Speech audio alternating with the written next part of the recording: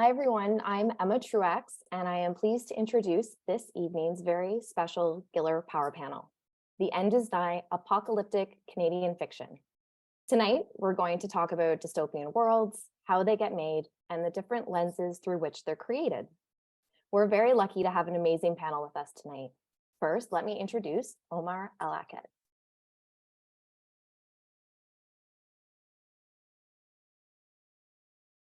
Omar is a journalist, novelist, and the 2021 Scotiabank Giller Prize winner for his novel, What Strange Paradise. Omar will be moderating the conversation tonight. Our panelists include Larissa Nigh,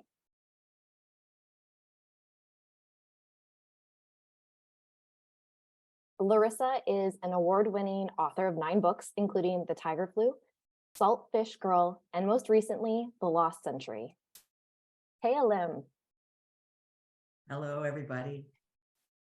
Thea is the author of An Ocean of Minutes, which was shortlisted for the Scotiabank Giller Prize, translated into 3 languages and optioned for television. Saleema Nawaz. Saleema is a journalist and writer whose most recent novel, Songs for the End of the World, was a national bestseller. And Waubgeshig. Waub is an author and journalist from Waubgeshig First Nation.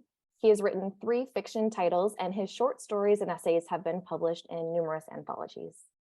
To all viewers, please take advantage of the Q&A button at the bottom of your screen. Omar will ask as many questions as possible around 7:45. So without further delay, here's Omar and the rest of the panelists. Hello. I recently started work on a podcast, and it was only then that I realized that I have a voice for print. So please bear with me. I've now just got a sore throat all of the time. It is such a pleasure to be here with 4 exceptional writers, of whom I am a huge fan. Some of them I started reading quite recently. Some of them I've been reading for years and years.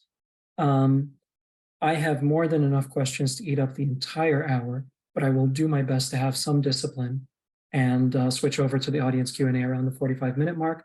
And I'll give you another heads up about putting your questions in the Q&A a little later. Before I get into sort of individual questions for each of the writers, I wanted to start with a general question. Thea, I'll start with you. I just wanted to get a sense of that term, apocalyptic or dystopian fiction, and how you think about that with regards to your own work. Is it something that you think about consciously writing, or is it something that you feel has sort of been superimposed onto your work as a result of subject matter or something else? So when I was writing An Ocean of Minutes, I had early versions of it that were set in our future, I think in like 2040 or 2050. And a lot of my early readers said things like, "Oh, it's so interesting that you're writing dystopia." And I knew immediately that I had to change it because I didn't want people to think that I was writing about a future that could happen.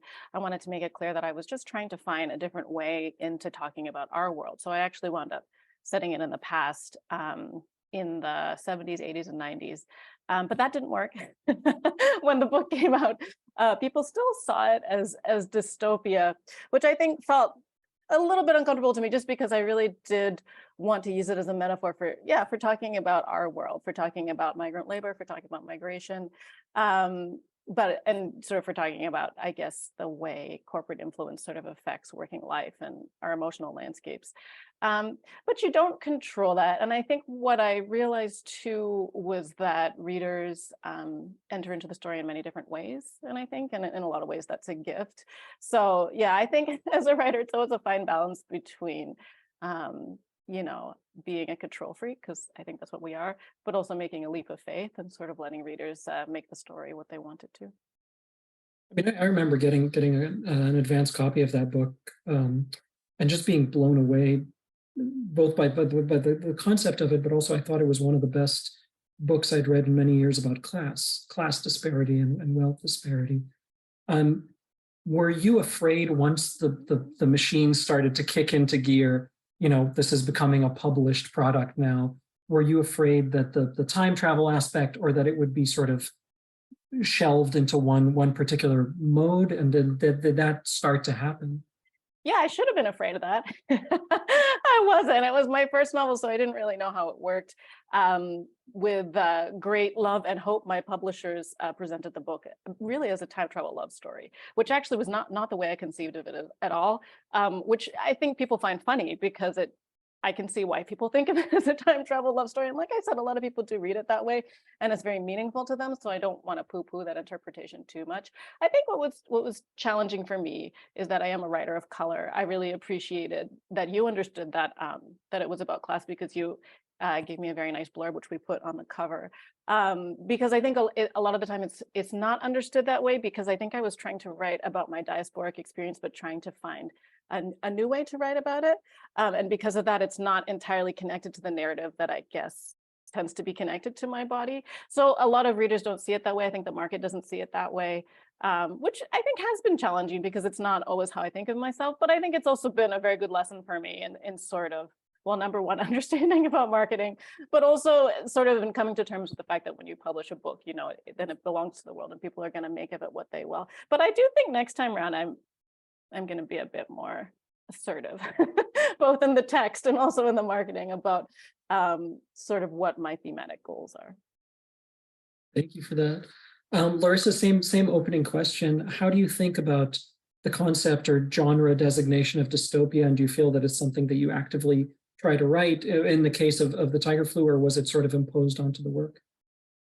It's a really great question, Omar. I mean, for me,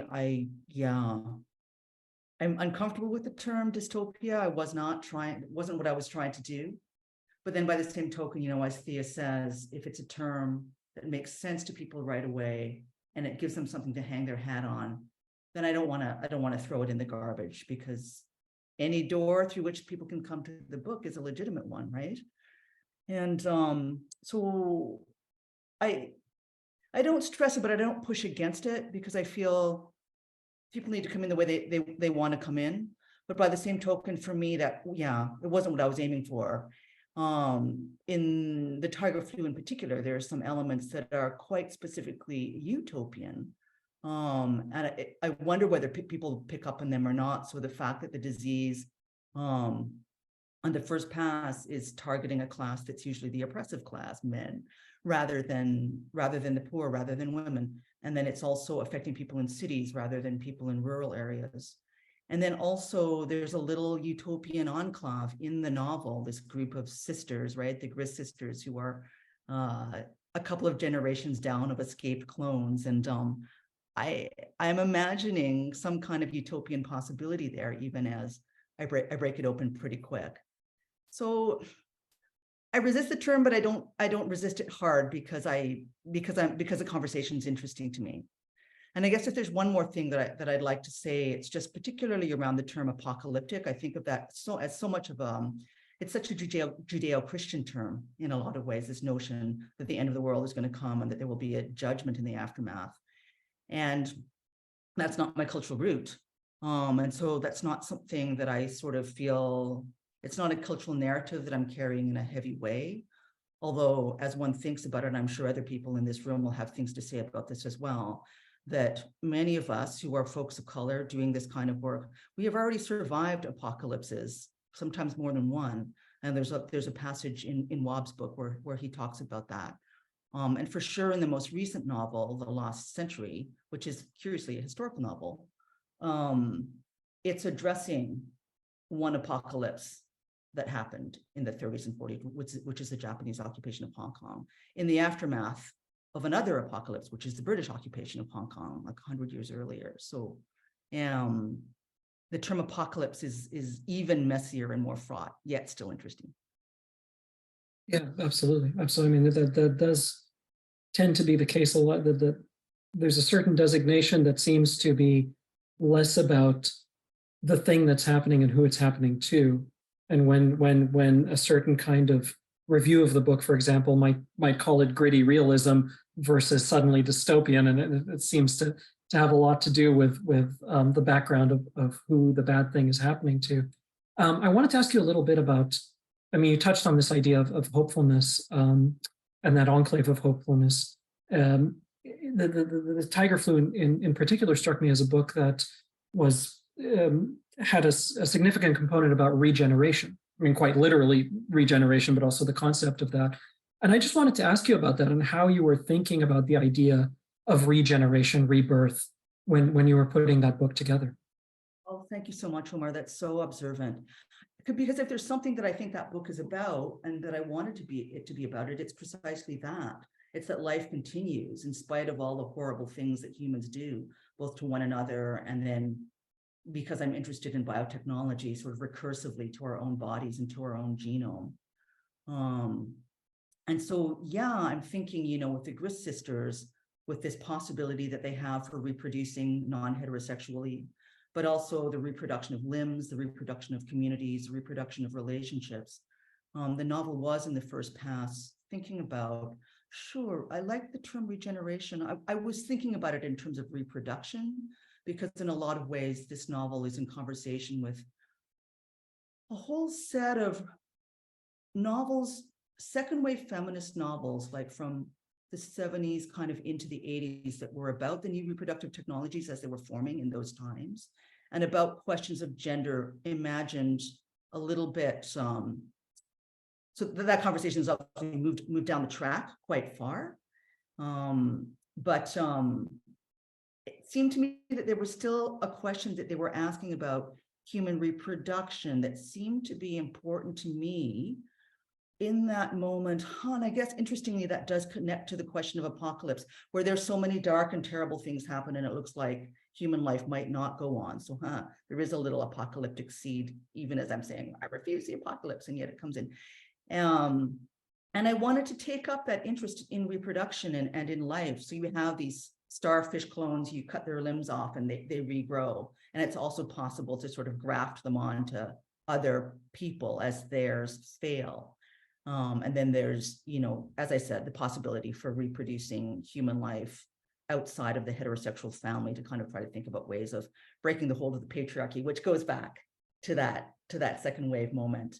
So I love that you've observed that. Thank you so much. Oh, thank you. Thank you. Saleema, same opening question. How do you think about the idea of dystopia and the apocalyptic? And do you feel that is it something you are comfortable being in, or is it sort of imposed on the work after the fact? This is a great question. I definitely wasn't setting out to write a dystopian novel.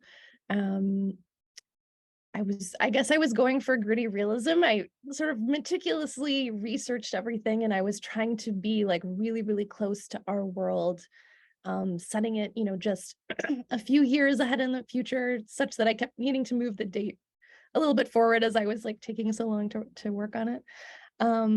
But I guess in the sense that if you think of our current world as a dystopia, which you can through, certain lenses, of course, given all the terrible realities about our world, in that sense, I understand, where the label comes from. And yeah, when you have a lot of bad things happening in a book. And I guess, from a marketing point of view, which like Thea, I just never thought about any of these questions when I was writing, but yeah, we just sort of write the thing and then other people do their jobs with it, and it is what it is. The first book of yours that I read was Bone and Bread, and I've been a huge fan ever since. But I think I read somewhere that Songs for the End of the World took you something like 7 years to sort of put together. And I was curious, especially with a book that deals with this subject matter, and obviously the timing of when it's put out versus what the world looks like. What was your mindset like when you first started this project, and how different was it by the time the book actually comes out into the world? Yeah, I think my mindset was, I think I wrote it partly because, out of that sense of, sometimes I think I write fiction to sort of experience something that I'm curious about, or I want to learn more about, like, what would it be like to live through a pandemic? Like, how would we all behave? How would I behave? Like, what would be the questions that would come to the fore? and sort of thinking about those things and working through those questions was like really, really interesting to me through the whole time I was working on it. But then, you know, as it was coming out and COVID was sort of me being declared a pandemic, then yeah, it felt I was no longer curious and wanting to explore it more. Um, yeah, I was like, well, the question, it continues to be answered. Is it true that they changed the publication date of the book, or that they? So sort of like it was sort of slated to come out in August 2020, but it was finished.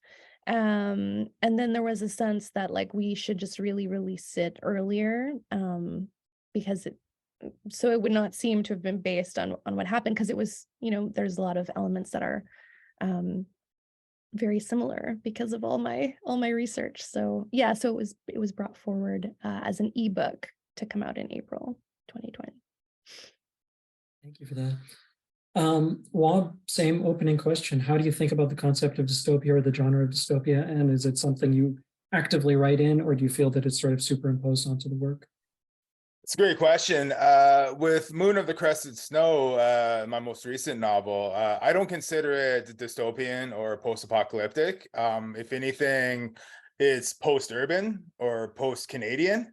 But everything that went into it was, of course, influenced by post-apocalyptic or dystopian fiction, right? Or those ideas, I guess.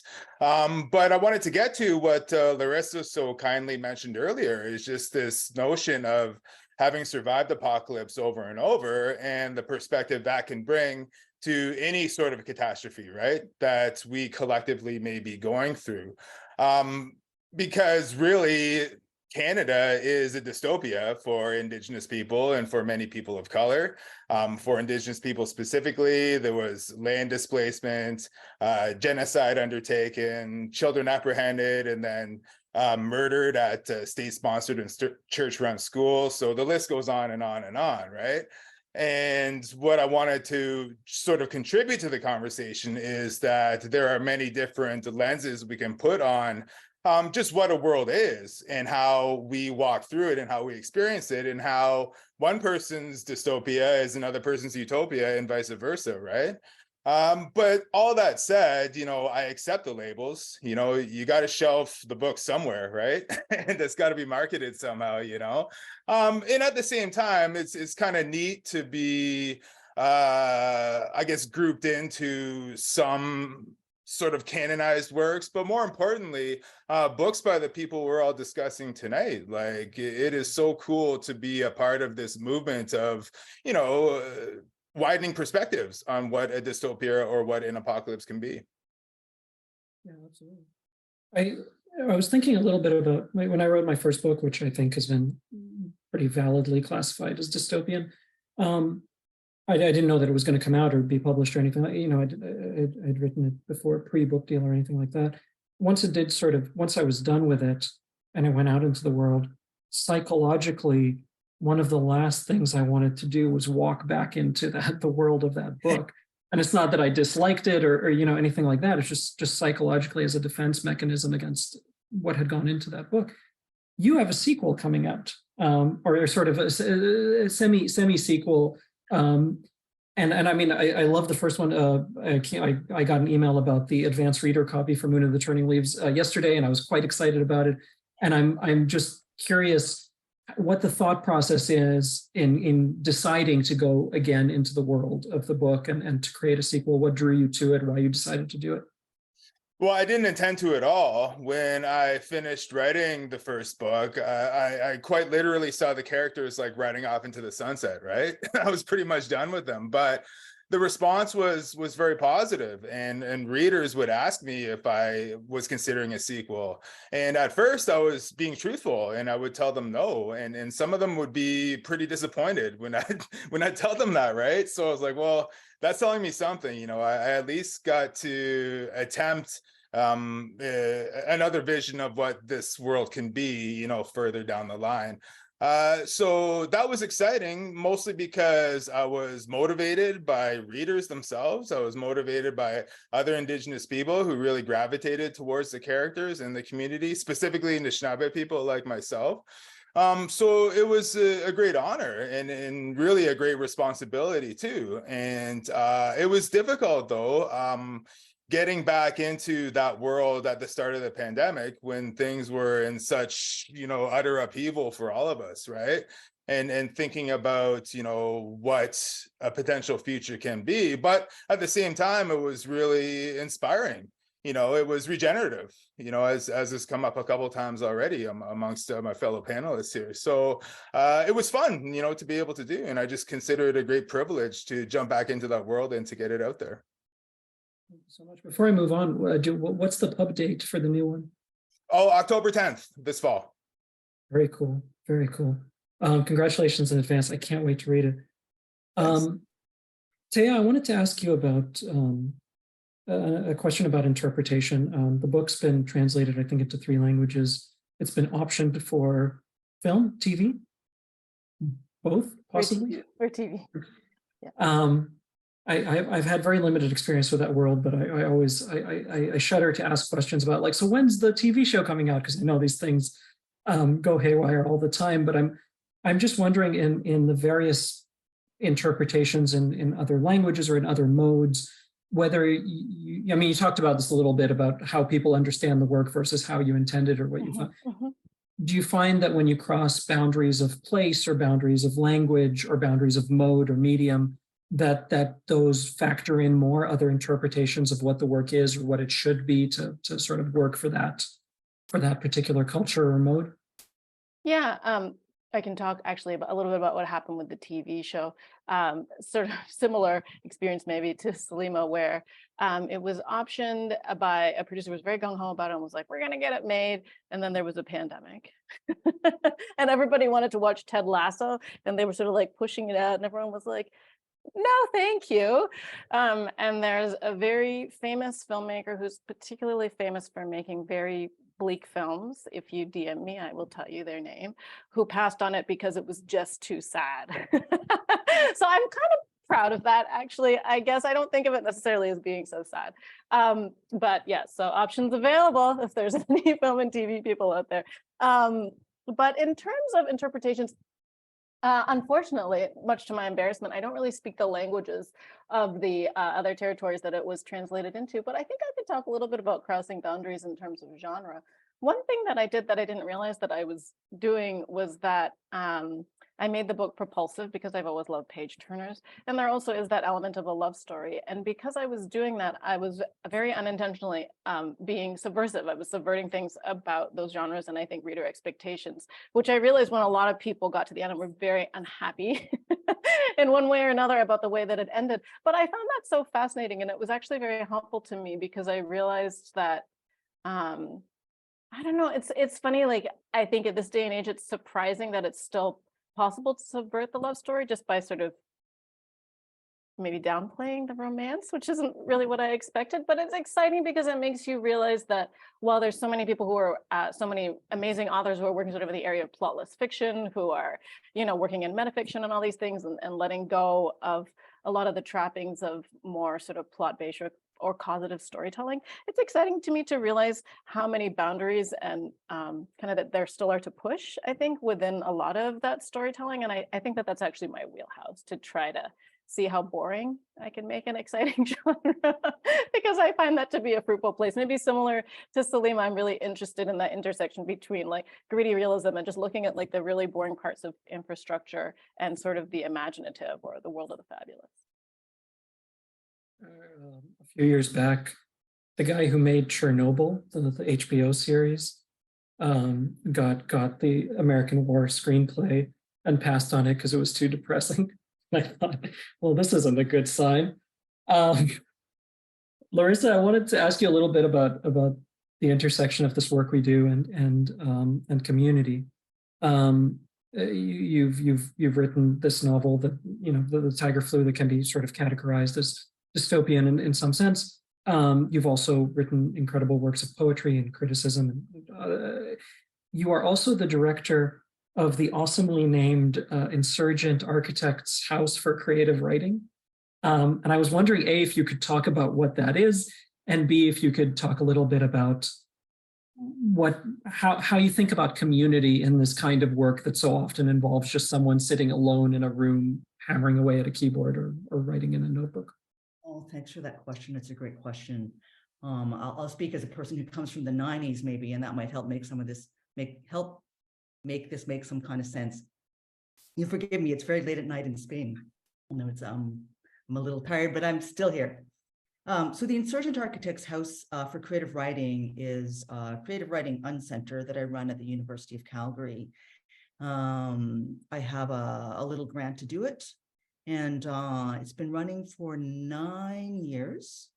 For the first 5 or so of those years, we did a lot of events, in-person symposia, and sort of one-off readings, panels, talks, bringing visitors in from many different quarters, mostly different parts of Canada, not too much people from overseas. And my intention with the project was to create a space where it would be possible to do work around social justice and contemporary aesthetics, and that would give, so it's in a university, and it would give graduate students a major role to play. It took a lot of experimenting to sort of figure out how to do the thing and how best to make use of the space and resources that I was given. So I had a little budget. I have a large room on the 10th floor of the Social Sciences Tower at the University of Calgary. And one of the things I guess I've been doing since I was young, because I was brought into it by other people who felt the work was important and sort of mentored up into doing this kind of work, which is being able to organize things for community, trying to figure out what the questions are on the ground, and then trying to ask those questions socially and collectively in the most productive ways. The very first person I worked with in the early 90s was with Paul Wong, who's a video artist and curator based in Vancouver, very punk rock. It was amazing education for me working with him. And we did a multimedia exhibit together called Yellow Peril Reconsidered that brought together 25 Asian Canadian media artists, essentially, film, video, and photo-based. There was some installation as well. That was an amazing education. And there have been many others who have mentored me since Paul, like all through the 90s. So I was trying to bring some of that work into the university, because I feel that this is a way of knowing and a way of doing things that that universities have traditionally shut out, but they've been recently become interested in. And so when I started that project, the first thing that I wanted to do, because it seemed important to me at the time, were questions around, the environment, around ecology. My good friend Rita Wong was doing a very interesting and powerful project on water. And I was trying to think about how I could do something sort of in cousin relationship to that when I got there. But I landed there in 2014. It was 2014, I think, and the Me Too movement was just kind of like hitting the fan or the ceiling or the floor, or whatever it was hitting it hard. And the community there was really in quite the state about questions of gender and sexual abuse. And I mean, I'm a feminist. It's really important to me that, women, trans people, non-binary people, GBLTQ2S people feel comfortable in spaces and aren't harassed. It makes sense. And it was burning so hard that, when I got there, it was very clear that the first symposium had to be on that question. So my first research assistant and I organized a symposium for the first February that I was there on Valentine's Day, called Paper Hearts, Gender and Power in Canadian Cultural Communities. And we brought together people from, all over this, all over the spectrum. So there were men there were trans folks there were Indigenous folks there were women there. We just tried to bring as much of the community as possible with as much diversity as possible. And then several carefully curated panels, a really beautiful, and actually I think it was so important in that moment when everyone was so kind of, it was so polarized, everyone was so hot under the collar. but it's very fortunate to meet a very lovely Cree elder who did an opening prayer for us that just kind of made us all chill the heck out. And then we had this discussion, and we were able, because there was time and space and a conducive place to unfold it.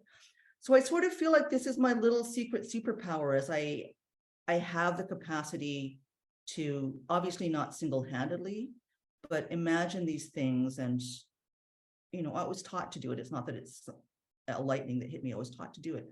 And then to bring the people to the table who need to be at the table, and to unfold conversations in productive ways.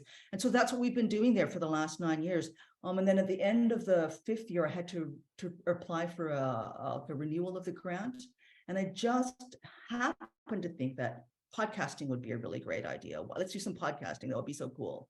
And so I applied for the money to do the podcasting. We got the grant, and then the pandemic hit. And it turned out to be the perfect medium to have chosen, because we were able to, to podcast and to do the work through the pandemic. And it turned out to be quite sustaining. By that time, I had a team of graduate students working with me, and it turned out to be quite sustaining for all of us and for our guests, to be able to, to do that while everyone was under lockdown. I'm talking too much. I'm quiet. That's fantastic. Thank you so much for that. I appreciate it. Saleema, I wanted to ask you a very nerdy craft question based on some information that I received very recently in the green room before we started this panel. You currently have a very cool day job doing a very different kind of writing. And I'm being deliberately cagey because I don't know if you actually want to tell people what you do or not, but I mostly wanted to ask you about what writing in different media or for different forms does to your thinking about novel writing. When you are writing for TV, when you're writing things that are predominantly plot driven, how much of that is a potential education for the next novel? How much of that informs how you think about the next project that might take several years of your life? Yeah, thanks for that question. I hope it's all educational, and I hope that's not just like wishful thinking. But yeah, so I'm working in a TV writer's room right now, and as I was telling you before in the green room, like I'm hoping it's helping me learn about, concision and structure and plot. And I'm also working on a musical in my spare time, and that is like making me think about space in different ways. And I think I love writing in different genres and learning. I think that's one of the greatest things about being a writer, is that you never stop learning. Everything is a new challenge. Even if you're writing novels, every novel is its own special puzzle or problem. At least for me, it's never the same anyways. Do you find that it messes with your sense of time in terms of going from start to finish of a project and how different it is? I remember I was working as a journalist where it's like at a newspaper where it's like we need this 6 hours ago sort of thing, and then my first editorial meeting for my novel, they gave me this list of changes and then said, we'll see you in 6 months, and it messed with my head a little bit. And I'm wondering if you have sort of the opposite problem, or how you adjust to the potential sort of psychological whiplash of a project that might have this kind of time frame versus that kind of time frame. Yeah, I personally love deadlines, and I think I know that like we'll talk to you in 6 months is like a very familiar kind of like literary fiction kind of turnaround, and I think that can be really, really tough. And yeah, writing for a newspaper column or like writing a script, I think those timelines can be great fun, challenging, but useful. Sorry, I also forgot that you're a newspaper columnist. This versatility, I'm jealous of this. Not anymore. I was like, I can't write TV and write like that's just too many deadlines. I need like one set of deadlines at a time. Thank you for that. Waub, I wanted to ask you a little bit of a question about sort of storytelling and the migration from nonfiction to fiction. You were a full-time journalist at the CBC, and I'm wondering how you think about when the fiction is rooted in so much of real life. However it might be described as post-apocalyptic or dystopian, or wherever it might be shelved in the bookstore, there is in your work, at least to me, this real centering of a real community. And how do you think about the responsibilities that come with either using a story or adapting a story in a fictional work? What are the internal safeguards in your mind as to, okay, I have the right to do this, or I can only do this under these conditions? Or how do you think about that part of the process? Oh, thanks for that question, Omar. It is a huge responsibility, not just to, I guess, myself and the story I'm trying to produce, but to my family, to my community, to my wider nation, and then to Indigenous people more broadly, I guess. Everything that I write in fiction is rooted in reality and in history. And I guess the example that, comes immediately to mind is writing the sequel to Moon of the Crested Snow, Moon of the Turning Leaves. It's a story that takes place 10 years after the end of the first book, right? So it's more speculative in nature than the first one, because I'm imagining where this Canada, I guess, stands post-blackout, right? But to really wrap my head around that, I felt like I had to do a lot of historical research and think about a time when the land here was essentially like the great equalizer. So a time when settlers and Indigenous people were entering into negotiations around treaty and land and so on, right? So I researched the treaty process on Manitoulin Island, which is nearby. I live in Sudbury. I researched what went into the Robinson-Huron Treaty of 1850, which is where I'm from, and also where I currently live here in Sudbury. And I wanted to know, like, what really drove both sides to inhabit a place together, and what their objectives each were, and what some of their common objectives were, right?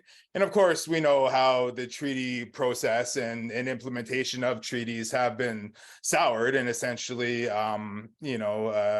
not abided by mostly, right? But I wanted to really put myself in that place and wondering if the future holds a reset, how are we all going to come to it together, right? But, going back to those old stories that are 150 and 200 years old, I had to talk to people in my realm, right? And talk about where and how we exist now as Anishinaabe, and what our collective goals are, what our hopes and dreams are, what we're proud of in terms of what we've hung on to, and the stories from our culture that we want to pass on to the next generation through whatever medium, right? And I'm choosing the literary medium. So to do that, to adapt some of those oral stories and those histories, I had to consult with people. I consulted with elders, I consulted with leaders, just community members and friends, just to say, hey, is it cool for me to take these realities and speculate about how they can form a future and so on, right? So it was a very involved process for me. And I spent probably close to a year doing that research and doing those consultations before I actually started to write the first draft. And I think it'll be an ongoing thing too. Once the book's out, that'll be the ultimate test of accountability, right? To see how it's received. So it's always at the front of my mind, and I hope that it guides me to do my job in a respectful and proper way. Yeah, absolutely. I wanted to ask you something that sort of touches on what you just talked about, which is this notion of, particularly in this part of the world, you might have a community where there's this many storytellers and this many people telling, writing or telling a story in some way, but this many people are getting published from that community or getting the kind of, systemic support. And when you're in that position, I'm wondering, with the publication process of Moon of the Crested Snow, how anxious you were about the other side of that and the reaction you might get once the book came out. And what surprised you about the reaction? What was from your own community? What was the reaction to that book? How did people respond to it? Well, I think what I was most concerned with was that accountability piece for sure, and how it was going to be received. But again, I put in the work ahead of time to make sure that people were aware of what I wanted to touch on and what I wanted to sort of, I guess, really dive into in terms of our collective experiences, but also like some of our specific experiences too, right? From community to community and from family to family and so on. I come from a small community of only about 500 people. So anytime I write anything that gets out there, people look for themselves in it, right? And I'll have cousins who say, "Oh, this character's me for sure," right? And I'll have to be like, "No, no, no, that's not you. Don't worry about it." But that's the risk you run when you're from such a tight-knit place, and I think that's where that responsibility comes in too, of making sure that you do things respectfully and you do them actually too, even though you're writing in fiction. You know, it's rooted in reality, in actuality, and so on. But the response was, you know, overwhelmingly positive from my people, from my community, and I think the greatest feedback that I've received from them, from Anishinaabe, is that they see themselves in the story. They see the nuances of our conversations. They see the social dynamics of our communities. But most importantly, they see the humanity of who we are and what we strive for in our communities, because we have been denied that for so long in mainstream arts and culture and media. And to have an opportunity to do that is empowering for me. But I've been inspired by so many others that came before me to do that, right? So yeah, that's where I sit with that. And again, though, like, I'm not like, you know, just sitting back, you know, easily and you know, just coasting through it. There's always going to be an element of nerves to that, for sure. Thank you for that. Before I go to the bookend everybody question, just a heads up that in a few minutes I'll be taking some of the audience questions. So please get yours in if you want to type them in the Q&A box. This is always my favorite part, where I get to ask really brilliant writers for some recommendations. I suspect the people at the Power Panel were expecting sort of dystopian recommendations of like your favorite work of. I don't care personally. In fact, I don't know, it doesn't even have to be a book as far as I'm concerned. If there's a movie or a record, you know, whatever, give us a recommendation. Thea, I've been starting with you. I will do so once again. Can you give us a recommendation? So is this a recommendation? I don't know if this is a recommendation. This is what I'm reading. I think it's a recommendation, but I'm reading, is this backwards for you? I'm reading Lady Joker by Kaoru Takamura, which is a classic of Japanese crime fiction, a classic of crime fiction in general. And the reason why I'm reading it is because I'm working on a detective novel, and I'm interested in the idea that the detective novel is actually a workplace novel. Because in the end, I think what I really want to talk about is the phenomenon of work and how it shapes our lives. But the interesting thing about Lady Joker is that it crosses a lot of different workplaces along with being a detective novel. There's like a brewery, there's a pharmacy. And then the other thing that really interested me in it is the Goodreads reviews. So many people complain about how boring it is. And as I mentioned, I'm interested in boredom. I'm interested in sort of boredom, especially in genres that you don't expect to be boring. I'm interested in sort of like the pleasure and displeasure of it. So yeah, see where it takes me. When did it come out? It was recently released, and I think it's actually quite old. I'm looking at the year, but it was, oh yeah, it says 97. I wonder if that's correct. I know that it only was released in English in 2021. Oh no, I think, yeah, I think 97 is right. Yeah, so but it was only released in English like recently. Thank you for that. Larissa, what have you got for us? What do you recommend? Oh, sorry, you're still muted. Sorry. I've just started a novel called The Seep by Chana Porter, which I'm quite enjoying, although I'm only a little ways in. It is both a utopian and a dystopian novel, I think. It's about how the aliens come in the water, and they come kind of like a drug, but one that allows you to transform yourself in the world, both from the inside and the outside. So you can bring an end to capitalism, you can stop the patriarchy, you can get rid of all hierarchies, you can do anything you want. But what the protagonist's wife wants is to become a child again.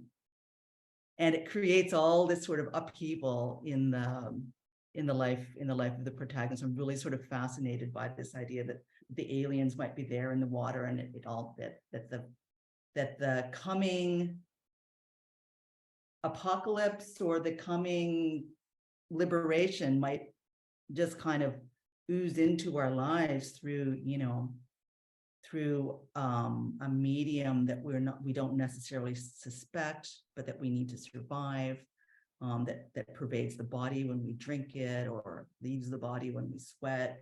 I just think it's a really fantastic premise. And where was this first published? Oh, I think it's from the US, and it's recent. It's I don't have, you know what, I'll have to tell, I think it's like 2020, 2021. It's quite recent. It's a new book. Right. Yeah. Thank you for that. That sounds cool as hell. Saleema, what do you recommend? I recommend the last novel I finished. It's called I Have Some Questions for You by Rebecca Mackay. It's a literary mystery. So as a woman, a podcaster goes back to her old boarding school to revisit something that happened. But it was just sort of one of those kind of delicious, it's page turnery, but it's very well written and literary. So yeah, it was a delight. What have you got? I just finished yesterday an advanced copy of Jordan Abel's forthcoming book called Empty Spaces. It's about a changing world, but from the perspective of the land itself. So there's no dialogue, there are no individual characters, but you see how humans interact and sort of, I guess, mess with the land from the perspective of the natural world, right? And it's I guess it's his I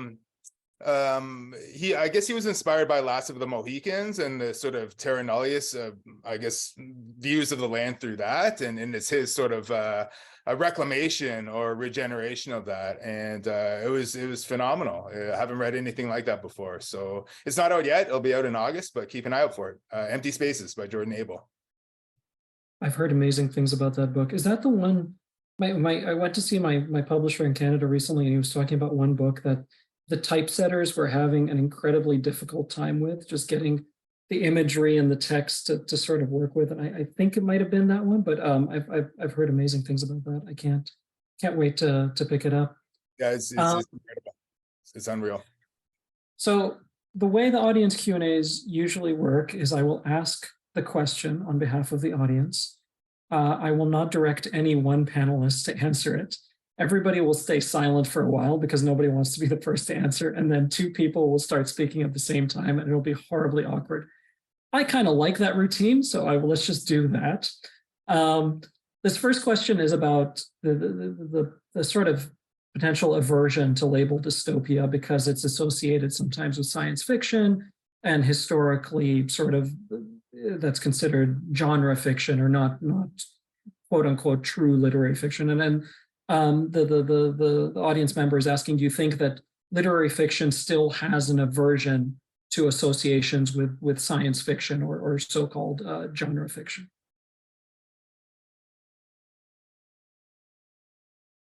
There's the pause. Now two of you click at the same time. Okay. Oh, it happened. Oh my gosh. You go, Saleema, you go. I was just gonna say, I mean, I think it does have I think that aversion still like exists on the whole. There's a kind of snobbery towards genre, which isn't fair. But I think it can just be confusing, even if you're not being snobbish about it. If you've set out to write a literary work and someone is looking for science fiction or something that is more kind of classically in that genre, it could be like not a great fit if something that's more literary is being marketed that way. And if it just doesn't actually fit the mold, it might not be what those readers are expecting. That's so awesome. My answer is it's slightly to the side of what Saleema has to say. So I would say, for me personally, I don't refuse dystopia because of refusing science fiction. I would be proud to call myself a science fiction writer. I would tend to more embrace the term speculative fiction, just because the science in my novels tends to be it's not the focus of the novels.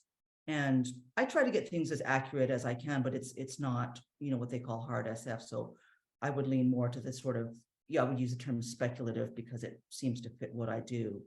And then the only reason I put aside the term dystopia in relation to the tiger flu is because I don't think that's what it's doing. I love dystopian fiction. I mean, 1984 is awesome. I love that. It's just not what I'm doing in that particular novel. So I don't personally feel that aversion. Do I think the aversion is still out there, or do I feel it's sometimes cast onto me and my work? Sometimes, yeah, I think that's probably a thing. And then, sorry, the second part of it was, I've lost it and it's gone. The second part of the question was to do with, is literary fiction making more room for spec fiction now than it used to? I think it's beginning to make a little more room, or rather it's catching up to the fact that what speculative fiction has been doing all along is realism, and that what has conventionally been understood as realism is insufficient to tell stories about the times that we're actually living in. That's what I would say to that.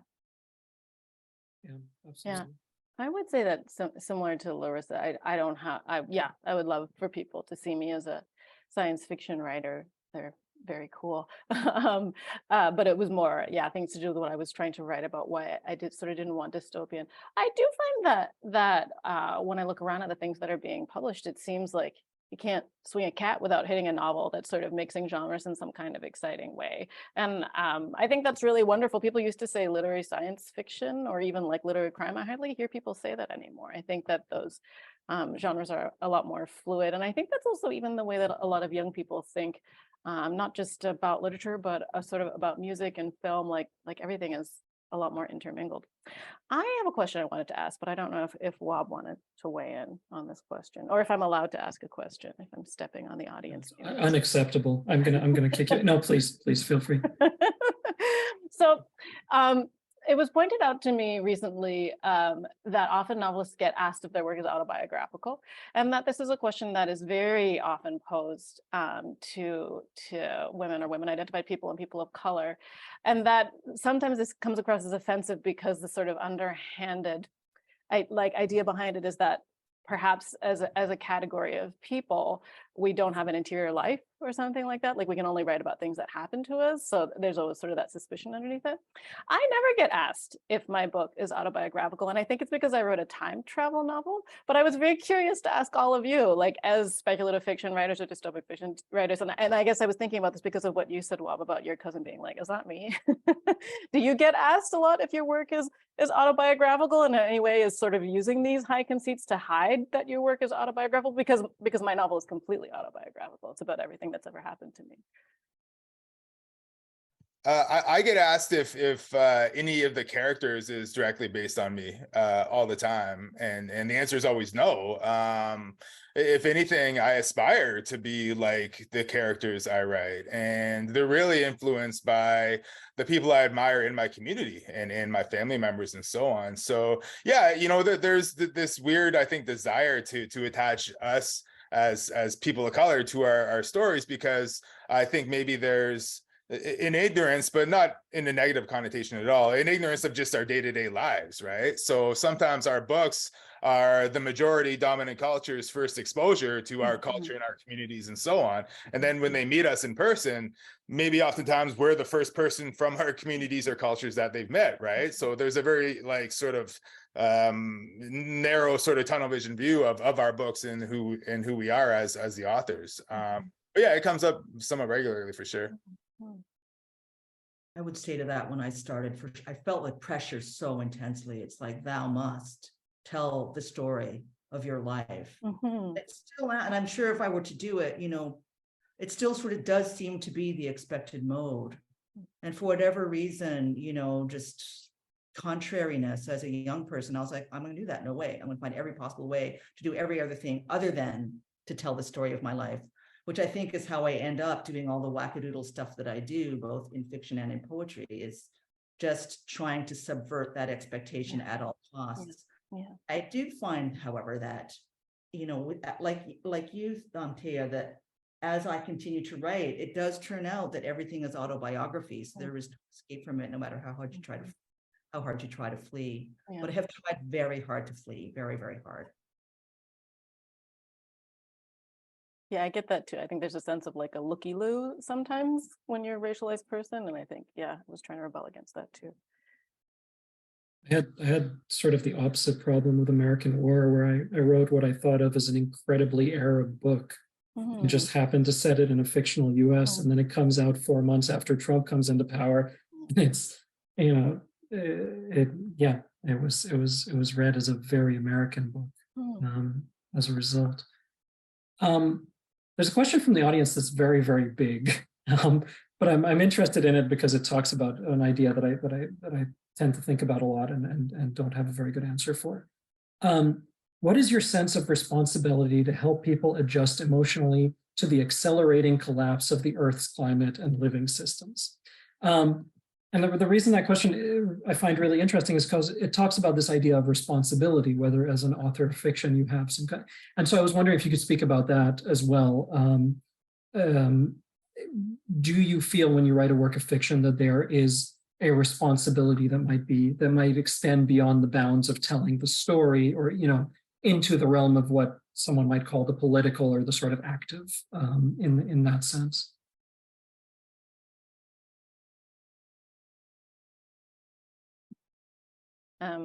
I can say I don't think of myself as having a responsibility because even though that concept I think is very well meant, sometimes it seems to create kind of a hierarchy, as if the artist or the writer is someone who has all the answers and it's our job to teach the people. And I don't really tend to think of myself in relation. Like, I often joke that the things that I write about because I don't know the answers to them and I want to sort of offload them onto other people.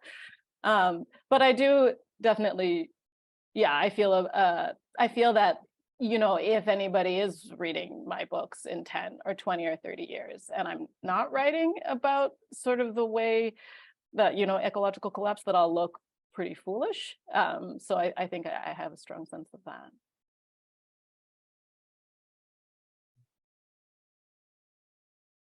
I would say that I feel responsibility, but it's not responsibility to ease the way for the reader. I'm really conscious when I'm writing that it's an act of making representation, and that I don't want to repeat representations of myself or people who look like me or any of the brothers and sisters, you know, Indigenous folks, Black folks, other Asians who are Asian differently from the way that I'm Asian, that I don't want to repeat the racist tropes that have been handed to us. And also that I have I guess that I have a responsibility to tell the story as sort of as fully and in the most complex way that I can imagine, with as many contradictions and difficulties as I can imagine. And now I forget the rest of the question. I wonder, Emma, if we could ask if you not knock the question out until after it's answered, because it's already. No, that's not. I want to lay all the blame on Emma, but that's not Emma. That's me doing that as part of my very poor multitasking. It cleans it, but then the question's gotten away from me. So the question is about how do you balance? Oh, so there was a part that was about what Wab had said, and I think what I had also spoken to a little bit about the fact that some of us have lived through apocalyptic moments, and do we feel a responsibility to help those perhaps who are going through a apparently apocalyptic moment now? Do we feel a responsibility to share what we have learned? I don't know that it is back in the Q&A, but you have gotten that very correct. Okay, awesome. My memory still works. Thank you. Yeah, so they have their own experiences of utopia. I don't feel a responsibility? I feel it might be useful. I don't know that I feel I must do it. But I think for me, particularly in relation to the newer novel, The Lost Century, where I did so much research And I learned so much about my own history that surprised me and shocked me and explained things for me in terms of habits and abilities and ways of doing things in my own family. And I feel excited to share those things, I guess, as Thea says, because I'm discovering them as I'm writing them. And if that turns out to be productive for others, then of course I'm happy. But I don't think, as Thea says, that any of us, well, at least certainly not me, is smart or, well, definitely not me, smart or talented enough or imaginative to be able to say, here's a manual, for how to like come through the horror that we seem to be inhabiting on multiple fronts. It's a fantastic question. It's so hard to answer. It is 5 o'clock on the dot. These things always fly by. Thank you to everyone for listening in. Thank you to these exceptional panelists. And a special shout out to Moon of the Turning Leaves, which is coming out in October. Please pick it up. If it is anything like the first one, it will be exceptional. I'm so looking forward to it. And I will hand things over to Emma. Thanks so much, everyone. And thanks to all of you for an absolutely riveting conversation. And thank you for taking the time to participate in the Giller Power Panel. To everyone else who's watching, a recording of this conversation will be available tomorrow on our YouTube channel. So please make sure to tell your friends and have a wonderful evening. Thanks.